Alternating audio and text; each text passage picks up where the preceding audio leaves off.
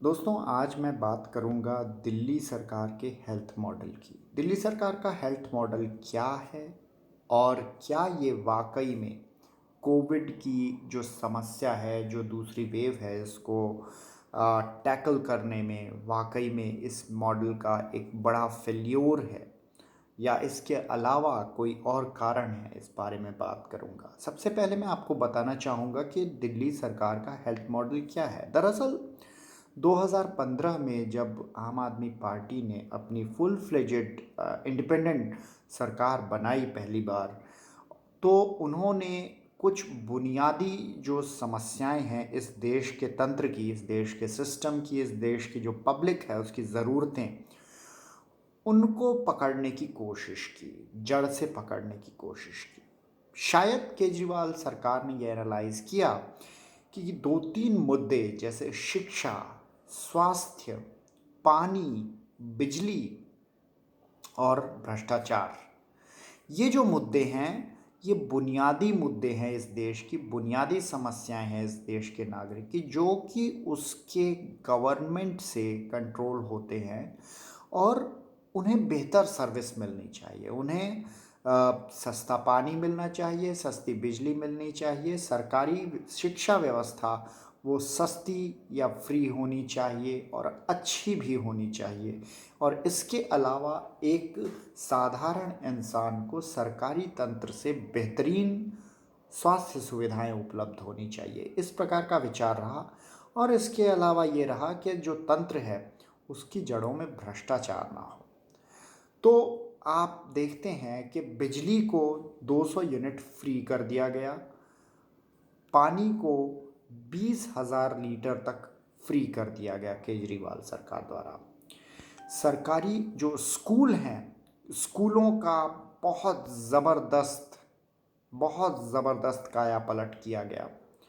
हम लोग अक्सर वो तस्वीरों में देखते हैं, वीडियोस में देखते हैं, बच्चों की प्रोग्रेस में देखते हैं, आगे जो सिलेक्शंस हो रहे हैं क्वालिफिकेशंस के लिए उनमें देखते हैं। और फिर बात आती है करप्शन की। करप्शन के लिए दरअसल केजरीवाल सरकार ने काफ़ी जो कदम उठाए उस पर भारतीय जनता पार्टी की सरकार नाखुश हुई और उन्होंने भ्रष्टाचार निरोधक जो संस्था है एसीबी, वो केजरीवाल से छीन ली। तो वो चीज़ वो इम्प्लीमेंट काफ़ी हद तक नहीं कर पाए क्योंकि उनके हाथों से टूल ही छीन लिया गया। स्वास्थ्य सुविधाएं केजरीवाल सरकार के अंतर्गत रही आती रहीं।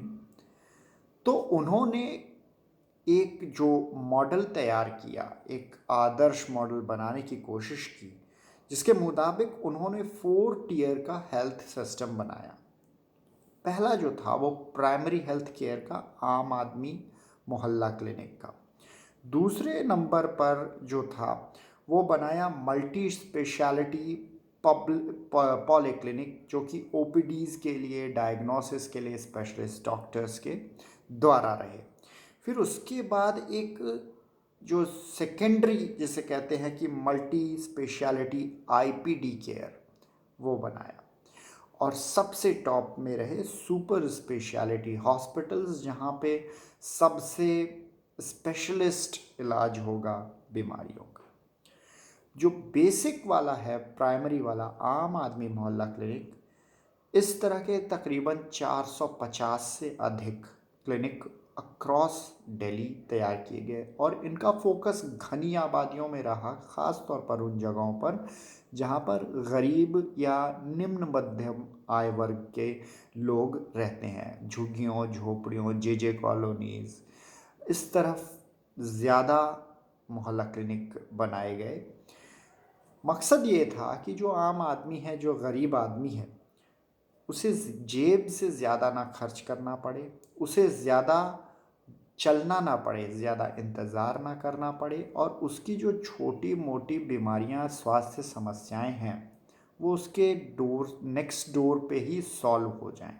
उसकी कॉलोनी में ही, उसके पास पड़ोस में ही कहीं मोहल्ला क्लिनिक हो, पैदल निकले, घर की महिलाएं या बच्चे हों वो पैदल निकलें, उन्हें ट्रैवल के लिए, ट्रांसपोर्ट के लिए भी ऑटो रिक्शा या रिक्शा या ट्रेन में खर्च ना करना पड़े। वो अपने घर के आसपास जो बेसिक बीमारियां हैं, जैसे फीवर हो गया, किसी को ज़ुकाम हो गया, पेट दर्द हो गया, स्किन डिजीज़ हो गई, इस तरह की जो आम चीज़ें हैं उनका निराकरण वहीं हो जाए। इसके अलावा जो बेसिक 212 काइंड ऑफ टेस्ट, 212 तरह के जो टेस्ट हैं वो फ्री वहाँ पर कंडक्ट होते हैं। और जो बहुत से टेस्ट हैं उनकी 2 मिनट में रिपोर्ट होके वो रिपोर्ट भी आ जाती है और वो अपलोड भी हो जाती है। तो बहुत ही high tech system, well integrated वो बनाया गया। जो दवाएं वहाँ पर दी जाएंगी इन बीमारियों या इन सलाहों के लिए, वो भी मुफ्त रहेंगी। यानी कि जो नागरिक है उसे 1 रुपया नहीं खर्च करना है इन सब चीज़ों के लिए। डॉक्टर सुबह 8 बजे से लेकर 2 बजे तक अक्सर बैठेंगे और समस्याओं को बचपन में ही, समस्याओं के जो जिसे कहते हैं कि शुरुआत में ही पकड़ लिया जाएगा और बीमारी को ख़त्म किया जाएगा, जिससे जो बड़े हॉस्पिटल्स हैं, जो स्पेशलिटी हॉस्पिटल्स हैं, वहाँ पर लोड ना बढ़े और आम इंसान की रोज़ी रोटी चलती रहे। जैसे गरीब आदमी, उसकी दिहाड़ी का नुकसान ना हो और बच्चों का स्वास्थ्य सही रहे।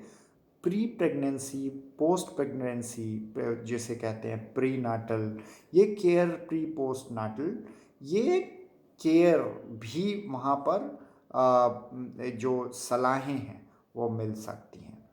ये जो आम आदमी क्लिनिक है, आम आदमी मोहल्ला क्लिनिक जिसे कहा जाता है, ये बहुत छोटे सेटअप हैं। 1-1.5 कमरे के, कुछ बैठने के लिए वेटिंग होगी, एक डॉक्टर का केबिन होगा और वहाँ पर डिस्पेंसरी होगी दवाओं की। तो मात्र ये छोटा सा सेटअप, अक्सर इसे या तो बहुत छोटी सी जगह पे कंस्ट्रक्ट किया गया, पब्लिक प्लेस जहाँ पे पब्लिक आसानी से आ जा सके, और या फिर इसे कुछ रेंटेड प्रमाइसेस में, रेंटेड घरों में चलाया जा रहा है। समस्या ये रही कि जो लैंड है, जो ज़मीन है, वो दिल्ली सरकार के अंतर्गत आता ही नहीं, केजरीवाल सरकार के अंतर्गत। तो उन्होंने ज़मीन ज़रूर मांगी, जो दिल्ली डेवलपमेंट अथॉरिटी है, ज़मीन ओन करती है, अब वो पड़ती है सेंट्रल गवर्नमेंट के अंतर्गत। तो उन्होंने ज़मीन ज़रूर मांगी इन प्रोजेक्ट्स के लिए, लेकिन उन्हें कभी भी सफलता नहीं मिली। भाजपा शासित डीडीए ने कभी भी उन्हें ज़मीन नहीं दी मोहल्ला क्लिनिक्स के लिए। अलबत्ता ये ज़रूर हुआ कि कुछ मोहल्ला क्लिनिक्स जो बनाए गए थे आम जनता की सेवा के लिए, मुफ्त सेवा के लिए, उसे भाजपा शासित जो एमसीडी है, जो महानगर पालिका है, उसने डिस्ट्रॉय ज़रूर कर दिया, डिमोलिश कर दिया, ये कहते हुए कि ये अनऑथराइज्ड हैं। खैर, ये जो मोहल्ला क्लिनिक बने ये बहुत ज़्यादा सक्सेसफुल रहे। इससे ये जो आबादी है दिल्ली की, जो भी आबादी है इस वक्त 2.5-3 करोड़ की, उसमें से लगभग 1,62,00,000, 1,62,00,000 या 63 लाख लोगों को ये मोहल्ला क्लिनिक आस पास में मुहैया है। यानी कि वो अपना मुफ्त इलाज करवा सकते हैं। उनकी जो आम जिंदगी है वो कहीं अधिक सुरक्षित और आसान हो गई। तो इसका लाभ जब लाखों लोग उठाने लग गए, न सिर्फ दिल्ली वाले बल्कि अगल बगल के जो राज्यों के लोग थे, जो माइग्रेंट्स हैं, जो फ्लोटिंग पॉपुलेशन है, सभी इससे लाभान्वित हुए और इसके वजह से जो ख्याति है वो पूरे दुनिया भर में फैलने लगी। अब आप देखिए कि द वॉशिंगटन पोस्ट, जो कि एक बड़ा न्यूज़पेपर है यूनाइटेड स्टेट्स ऑफ अमेरिका का, वो कहता है कि वक्त आ गया है कि हमें अमेरिका में भी मोहल्ला क्लिनिक्स खोलने पड़ेंगे। उसने अपनी गवर्नमेंट को सलाह तक दे डाली। चाहे फ्रांस हो, चाहे जापान हो, यहाँ की मीडिया में उसके चर्चे हुए। द एल्डर्स, एक जो एनजीओ जो फॉर्म की गई थी नेल्सन मंडेला और संयुक्त राष्ट्र के पूर्व अध्यक्ष कोफी अन्नान द्वारा, कोफी अन्नान और मंडेला की संस्था के लोग, बान की मून पूर्व जो संयुक्त राष्ट्र के अध्यक्ष थे, ये लोग आके और उन्होंने विज़िट किए मोहल्ला क्लिनिक्स और इसकी भूरी भूरी प्रशंसा की। पूरे वर्ल्ड मीडिया में ये आया और यहाँ तक कि जब जो स्वास्थ्य मंत्री सत्येंद्र जैन ने थाईलैंड में बैंकॉक में एक प्रेजेंटेशन में कॉन्फ्रेंस में प्रेजेंटेशन दी, तो इसकी मोहल्ला क्लिनिक की प्रशंसा और किसी ने नहीं, बेहद विकसित नॉर्वे के प्राइम मिनिस्टर ने भी की।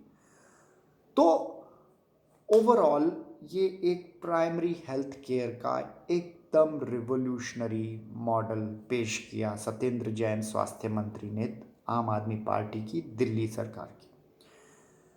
अब आज बहुत ज़्यादा डिफेमेशन जो दौर आया है कोविड का, अब इस कोविड में स्वास्थ्य सुविधाओं की जाहिर तौर पर भारी ज़रूरत है और आज तक अनफॉर्चुनेटली कोई सरकार ऐसी नहीं रही जिसने कभी स्वास्थ्य सुविधाओं के नाम पे वोट मांगे, स्वास्थ्य सुविधाओं को डीपली डिस्कस किया अपनी मैनिफेस्टो में, उसके लिए काम किया, जनता की मुश्किलात को दिमाग लगा के इस प्रकार हल किया, इसे सस्ता बनाया।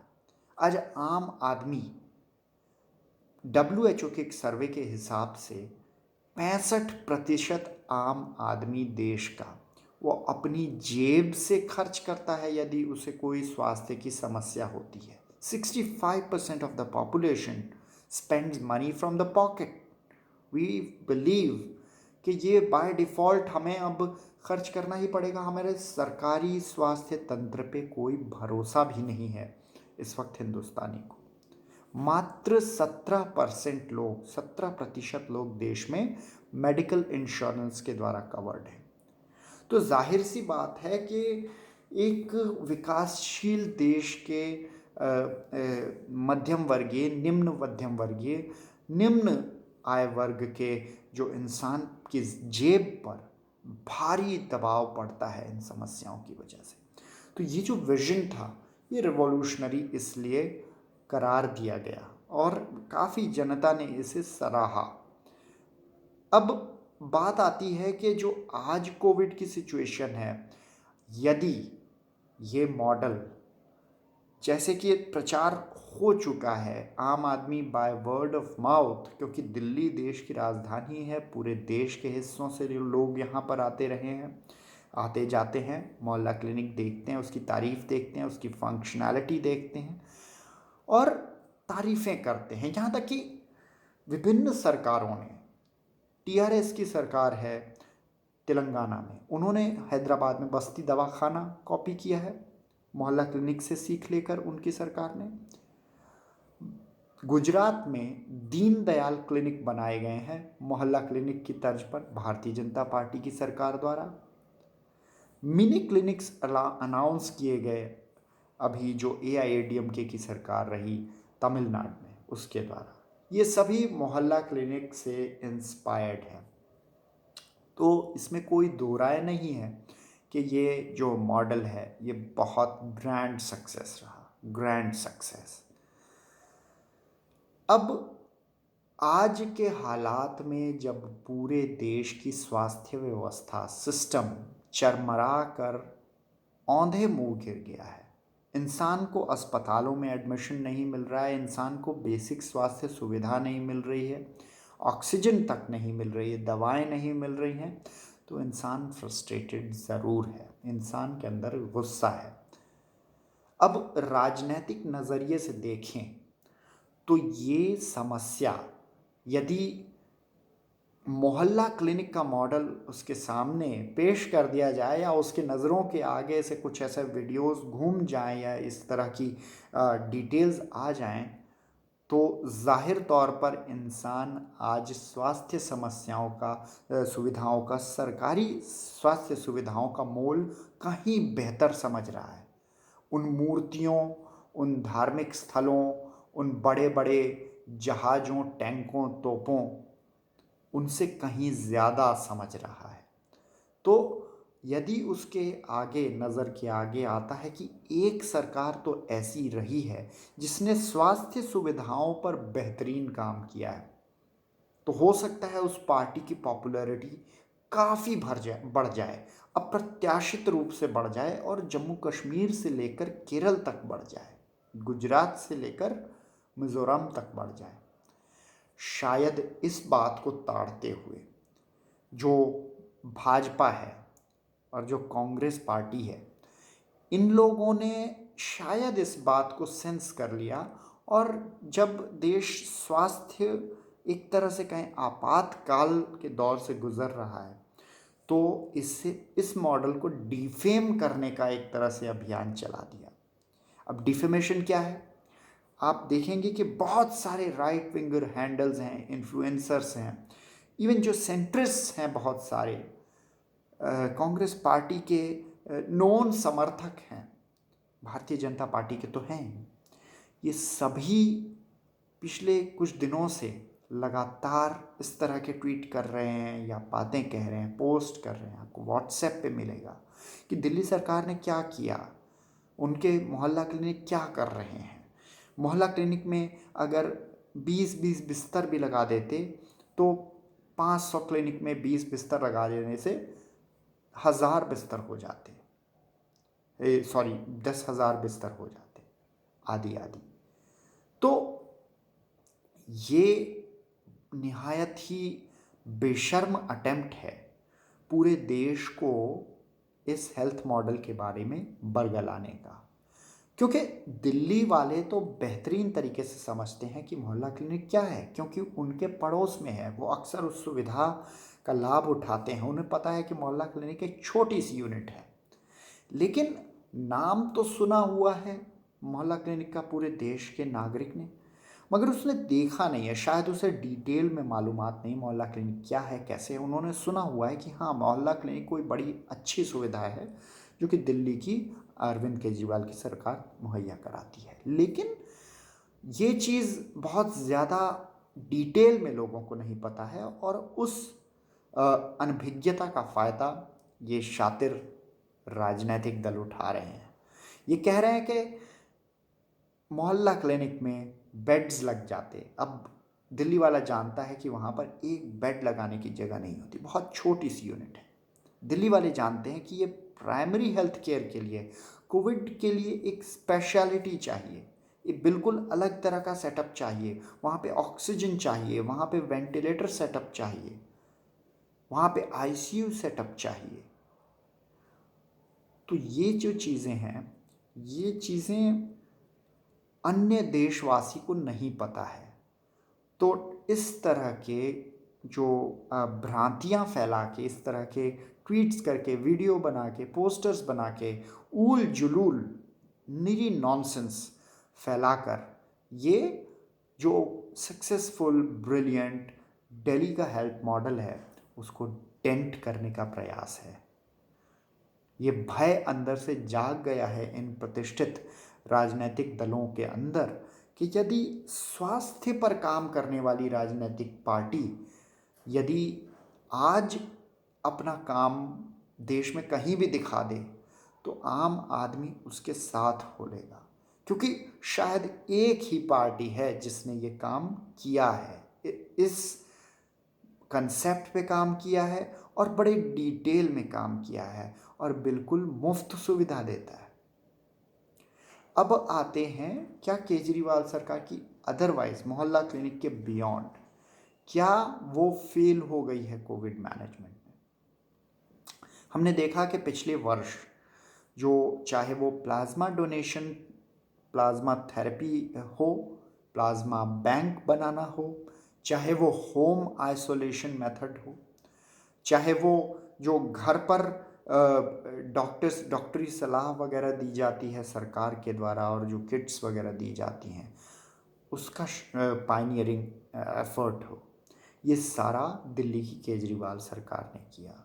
Delhi being a hub, Delhi मैं कहूँगा कि one of the busiest airports in Asia है, और पूरे बाहर विदेशों से लोग आते हैं, आते रहे। इन्फेक्शन भी इसीलिए दिल्ली में ज़्यादा उतरा। इसके अलावा पूरे देश के लोग यहाँ पे आते जाते हैं, क्रिस क्रॉस होते हैं, तो उस वजह से भी जाहिर तौर पर यहाँ पर इन्फेक्शन बढ़ना था, ज़्यादा था, डेंसिटी भी बहुत ज़्यादा है पॉपुलेशन की। तो अब जो स्वास्थ्य सुविधा है जाहिर तौर पर वो दिल्ली सरकार के अंतर्गत आती है, लेकिन इसमें जो समस्या हो रही है वो समस्या अधिक हो रही है ऑक्सीजन की अवेलेबिलिटी की। ऑक्सीजन के ना होने से इंसान तड़प रहा है, मर रहा है। जो ऑक्सीजन की अवेलेबिलिटी है वो दरअसल केंद्र सरकार द्वारा सुनिश्चित की जाती है। ऑक्सीजन की अवेलेबिलिटी कोई राज्य सरकार सुनिश्चित नहीं कर सकती। पिछले वर्ष केंद्र सरकार ने ज़रूर कुछ छोटे ऑक्सीजन के जो प्लांट होते हैं 8 प्लांट्स अनुमोदित किए थे और लगाने की बात थी। दिल्ली सरकार का रोल सिर्फ इतना था कि उससे ज़मीन मांगी गई थी 8 अस्पतालों के लिए, 8 अस्पतालों में, कि वहाँ पर थोड़ी सी जगह चाहिए ऑक्सीजन प्लांट लगाने के लिए। दिल्ली सरकार ने तुरंत जगह दे दी थी और बार बार इसका फॉलोअप भी किया था, लेकिन कि बनाना केंद्र सरकार और उनकी एजेंसी ने था। केंद्र सरकार ने अपना एक ठेकेदार नियुक्त किया था पूरे देश में, जो कि मात्र एक प्लांट उसने थोड़ा बहुत बनाया और वो गायब हो गया। बार बार फॉलोअप करने के बावजूद भी पीएसए जो प्लांट्स थे ये तैयार नहीं हुए। हालांकि इनकी कैपेसिटी भी काफ़ी चिल्लर कैपेसिटी होती है, बहुत ज़्यादा ये राहत नहीं दे सकते, जैसा दिखाया जा रहा है उतनी बड़ी राहत नहीं दे सकते। दरअसल दिल्ली बीइंग नेशनल कैपिटल और काफ़ी डेंस आबादी है, जो नेशनल ग्रीन ट्राइब्यूनल है जो एनवायरमेंटल इश्यूज देखता है और उनको अप्रूवल या रिजेक्शन देता है, तो उसने मास्टर प्लान जो डीडीए का है उसके अंतर्गत दिल्ली में कोई भी इस तरह की केमिकल हजार्डस इंडस्ट्री नहीं लगाई जा सकती, और इसके चलते यहाँ पर कोई भी ऑक्सीजन प्लांट जो जेन्युइन बड़ा वाला ऑक्सीजन प्लांट है वो लग ही नहीं सकता। तो दिल्ली सरकार चाहकर भी यहाँ नहीं लगा सकती, ये एक इलीगल डीड है। और पिछले वर्ष जब से यह आपदा आई तो क्योंकि एक तरह की हेल्थ इमरजेंसी थी, तो ये जो कंट्रोल हैं वो मोदी सरकार के हाथ में आ गए। चाहे वो वैक्सीन का डिस्ट्रीब्यूशन हो, चाहे वो पीपीई किट्स का डिस्ट्रीब्यूशन रहा हो, चाहे वो ये ऑक्सीजन का डिस्ट्रीब्यूशन रहा हो, सब पे मोदी सरकार का एकाधिकार हो गया, मोनोपोली हो गई। मोदी सरकार ही डिस्ट्रीब्यूट करेगी किस राज्य को कितना जाना है। अब दिल्ली में जितने बेड्स हैं उस हिसाब से 9,000 तकरीबन 9,000 से 965 मीट्रिक टन, माफ़ कीजिएगा, 965 मीट्रिक टन ऑक्सीजन की ज़रूरत है। 965।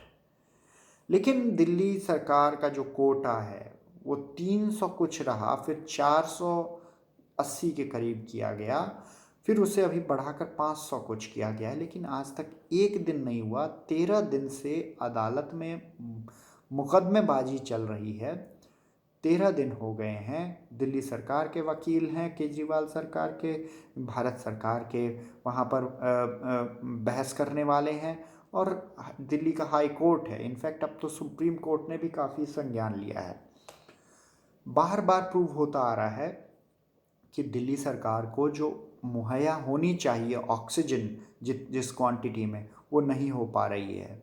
दिल्ली सरकार को चाहिए 965, अप्रूव किया हुआ है 500 कुछ, लेकिन उसके हाथ में मैक्सिमम जो आया है किसी भी दिन आज तक वो आया है 400 मीट्रिक टन के लगभग। तो यदि दिल्ली सरकार को तिहाई ऑक्सीजन मिल रही है तो वो हवा से तो बना नहीं लेंगे, मैन्युफैक्चरिंग करते नहीं हैं। अब बहुत से लोगों का ये आरोप रहा है कि दिल्ली सरकार सो रही थी, 1 साल तक सो रही थी, इतना सब हो रहा था, तैयारी नहीं की, उन्होंने 1 साल तक क्यों नहीं लगाए प्लांट। अव्वल तो ये कि जो दिल्ली सरकार प्लांट्स लगा सकती थी वो चिल्लर प्लांट थे, पहली बात, वो भी 8 प्लांट सेंट्रल गवर्नमेंट के प्रपोज थे। सेंट्रल गवर्नमेंट ने अपनी एजेंसी को पैसा दिया हुआ था। दिल्ली सरकार से ज़मीन मांगी थी, जैसे मैंने बताया ज़मीन उन्होंने दे दी थी। तो फिर इसके बाद केंद्र सरकार ने उसे नहीं बनाया। ये गलती या यूं कहें कि अपराध ये केंद्र सरकार का है, दिल्ली सरकार का इससे कोई लेना देना नहीं। दूसरी बात, दिल्ली सरकार क्यों बनाए? जब देश में जितनी ऑक्सीजन की डिमांड थी उससे बहुत ज़्यादा ऑलरेडी प्रोड्यूस हो रहा था, सेंट्रलाइज्ड डिस्ट्रीब्यूशन सिस्टम रहा और केंद्र सरकार ये सुनिश्चित करनी थी। अब साधारण तौर पर भी 7,500 मीट्रिक टन की अभी डिमांड पहुंची है। 10,000 मीट्रिक टन से अधिक उत्पादन होता रहा है देश का।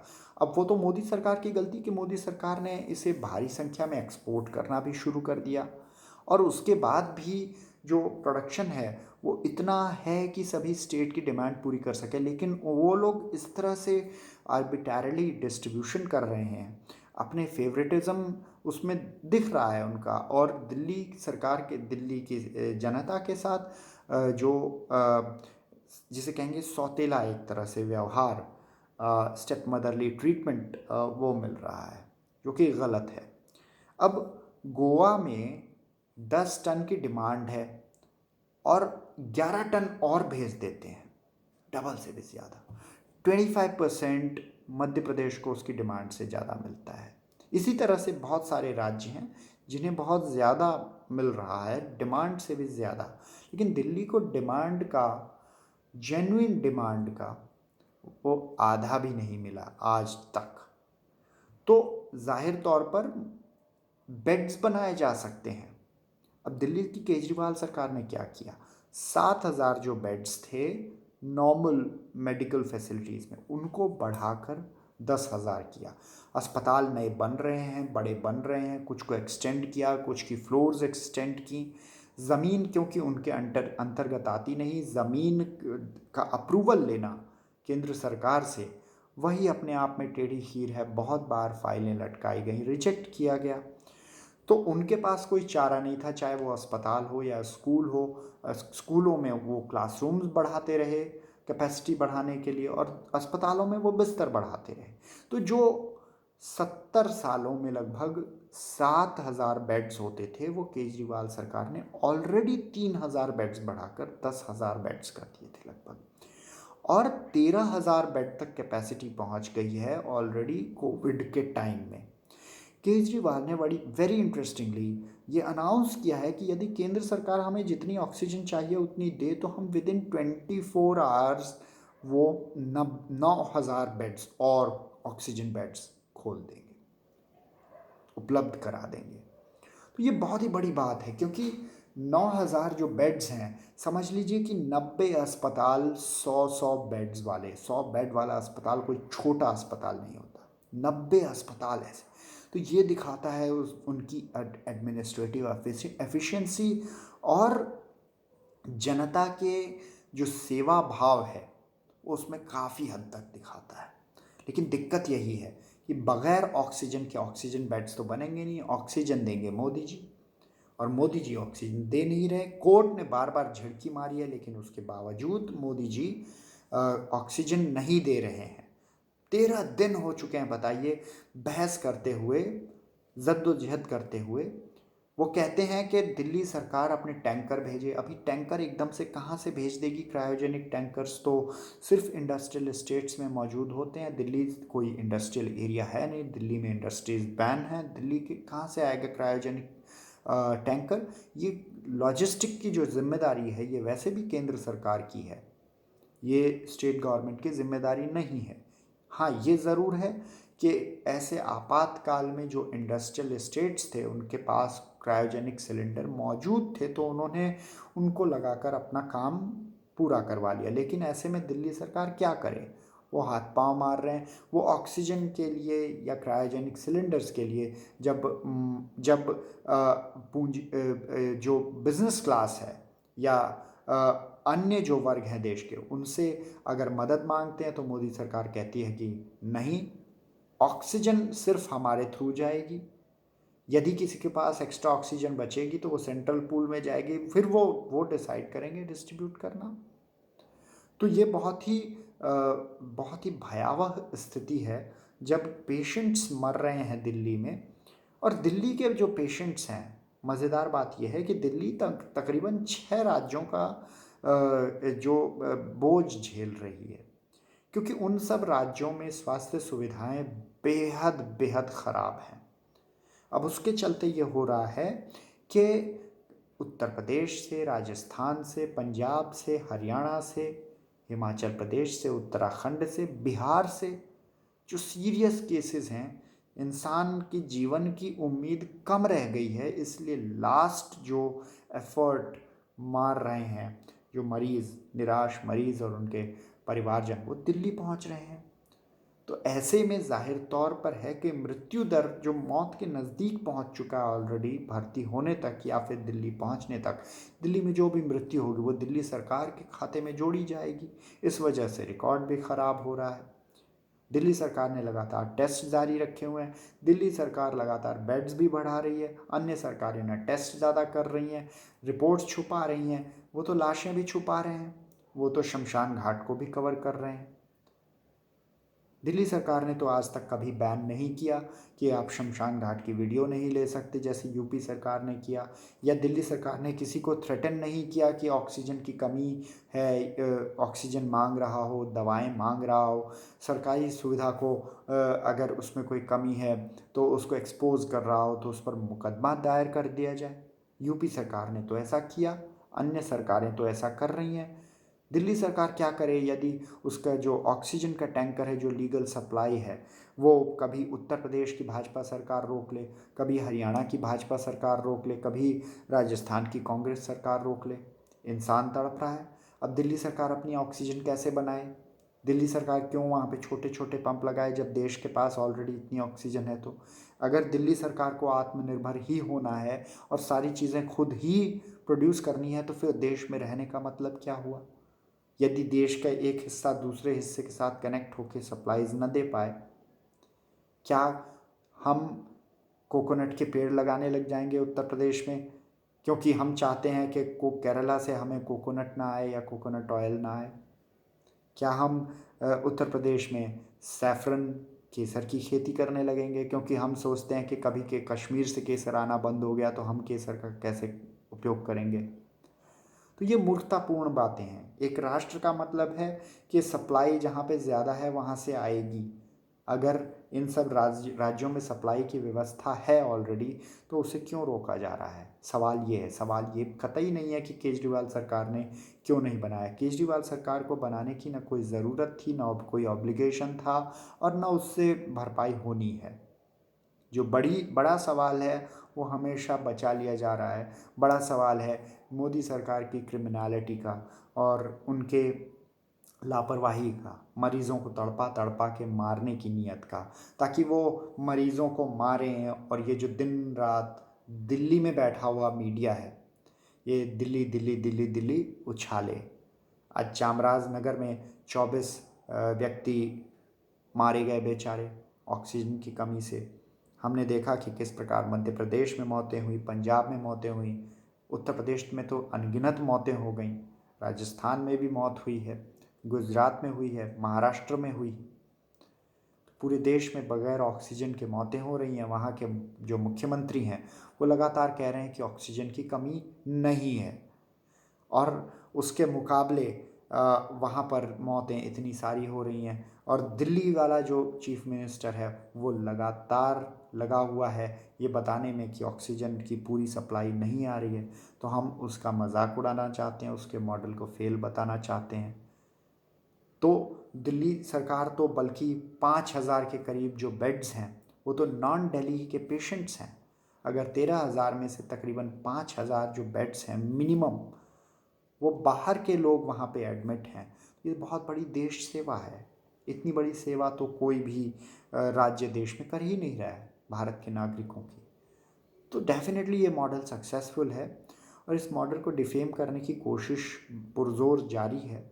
लेकिन ये लंबा वीडियो मैंने इसलिए बनाया कि आप सभी समझ सकें कि इसे डेंट करने की इसकी इमेज को धूमिल करने के कितने कुत्सित प्रयास हो रहे हैं इन राजनीतिक पार्टियों द्वारा, क्योंकि अब राजनीतिक खेमे में एक ऐसा नया एंट्रेंट है जो कि काफ़ी तेज़ी से चमक रहा है और जिसके जिसके मुख पर तेज है और वो ईमानदारी से प्रयास कर रहा है।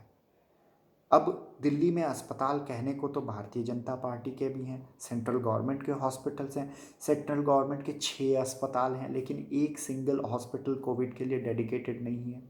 एमसीडी में भाजपा राज करती है। दिल्ली में 9 अस्पताल हैं एमसीडी में, एक भी अस्पताल कोविड के लिए डेडिकेटेड नहीं है।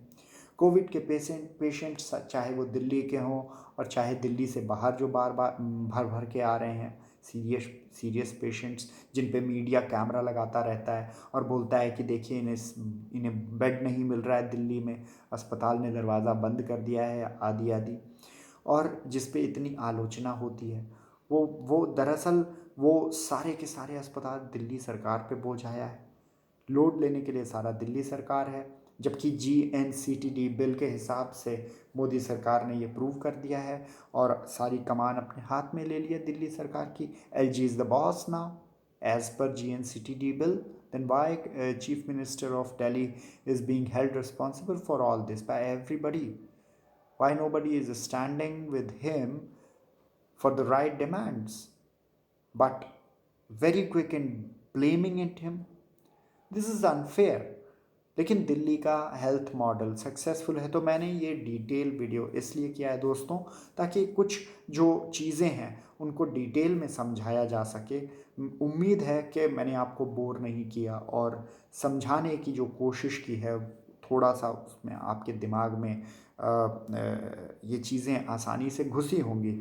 और मेरी ये आपसे विनती है कि आप इसे फर्दर आगे अपने अपने तरीके से बढ़ाएं, क्योंकि देश को हेल्थ मॉडल की ज़रूरत है। इस वक्त हेल्थ मॉडल वाली राजनीति की ज़रूरत है जो जेन्युइन देश के नागरिक को अच्छा स्वास्थ्य सुविधा दे सके, और बेईमान मॉडल से इसे बचना है, फर्जी स्वास्थ्य मॉडलों से भी बचना है, क्योंकि अब ज़रूर आपदा आई है, इसके बाद फर्जी स्वास्थ्य मॉडल भी आएंगे जो नाम के लिए रिबन काटे जाएंगे, लेकिन दरअसल नीयत ख़राब होने की वजह से और ब्रेन अप्लाई ना करने की वजह से, उसका जो बैकएंड पूरा अच्छा तैयार ना करने की वजह से वो फ्लॉप भी हो जाएंगे।